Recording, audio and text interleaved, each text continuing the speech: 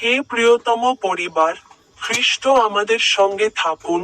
প্রিয়তম পিতামাতা, প্রিয়তম ভাই ও বোনেরা, প্রিয়তম বয়স্ক পিতামাতা, প্রিয়তম শিশু ও যুবক যুবতীরা, আমি প্রেরিত লুক পিতর। আজ আগস্ট মাসের 23 তারিখ।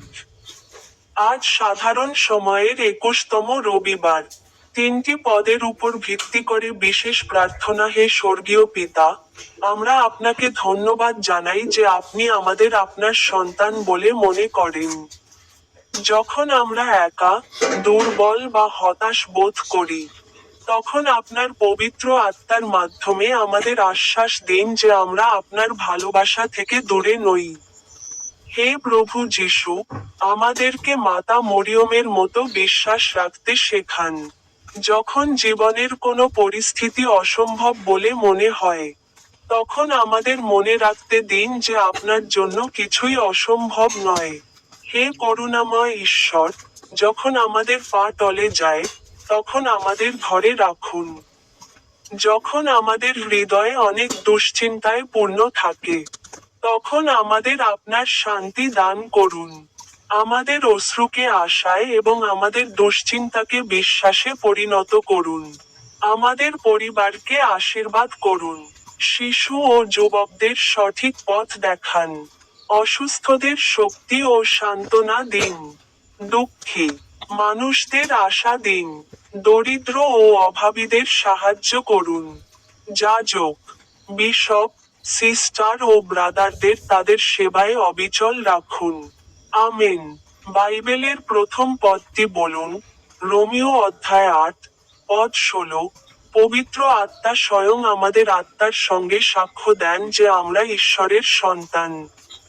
অর্থ, পবিত্র আত্মা আমাদের অন্তর থেকে এই আশ্বাস দেন যে আমরা ঈশ্বরের প্রিয় সন্তান। অতএব, আমাদের ভয় নয়, বিশ্বাস ও আশায় জীবনযাপন করা উচিত। পদ, প্রভু, আপনার সন্তান হওয়ার আত্মবিশ্বাস আমাকে দিন। প্রার্থনা। হে পবিত্র আত্মা, আমাদের হৃদয়ে ঈশ্বরের প্রতি ভালোবাসা ও বিশ্বাসকে দৃঢ় করুন। আসুন আমরা প্রার্থনা করি। হে আমার পিতা, হে পোপ লিও চতুর্দশ, হে আর্চবিশপ ডক্টর ইলিয়াস ফ্রাঙ্ক, হে রাজা চার্লস তৃতীয়। আজ আগস্ট মাস। এটি 2026 সালের 8ম মাস।